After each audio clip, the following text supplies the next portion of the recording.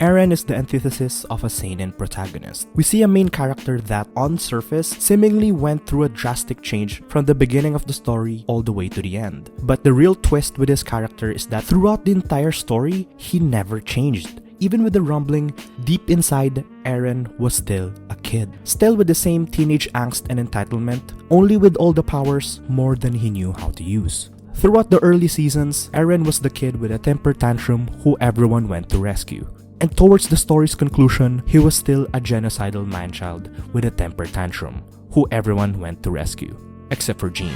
The entire point that the story wants to portray with Eren's character in his own point of view is that he himself is the freest.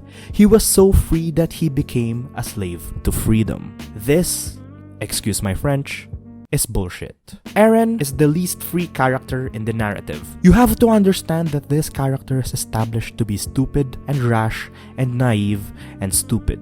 This is the character that never changed, even until the end. He is so stupid that he thought there were only two choices to a problem that he and his childish and self-centered narcissistic mind thinks he has to solve. Eren is so stupid that he is an unreliable narrator. When he was narrating and explaining everything during the exposition scene with him and Armin, I couldn't help but doubt the information coming from his mouth. His entire life has been predestined since the beginning until the end. The way he influenced the past and how he set everything up from the beginning, including himself, shows that he isn't free. The statement, "I am a slave to freedom," is an oxymoron. This is the show's way of saying that Eren's character is centered around hypocrisy. He is so painfully stupid that even his epiphany makes zero sense. If anything, he's a slave to the idea of freedom. So much that he put himself in a self-fulfilling paradox that put his entire life into a predetermined set of events. He himself said that everything was set in stone, no matter what he does. His story ends where it begins, and everything was going to end the way it was supposed to end, the way he wanted to, and not even he could do anything about it.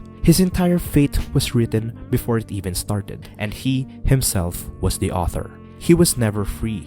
In pursuit of freedom, he shackled his entire fate to follow a predetermined path to make the rumbling happen. He tried to solve a problem that he thought he could solve, because he thought that he had enough power and freedom to do it, but he didn't. We saw that even after the events of the story, Eldia was still attacked, because who would have thought that the problem all along wasn't the Titans?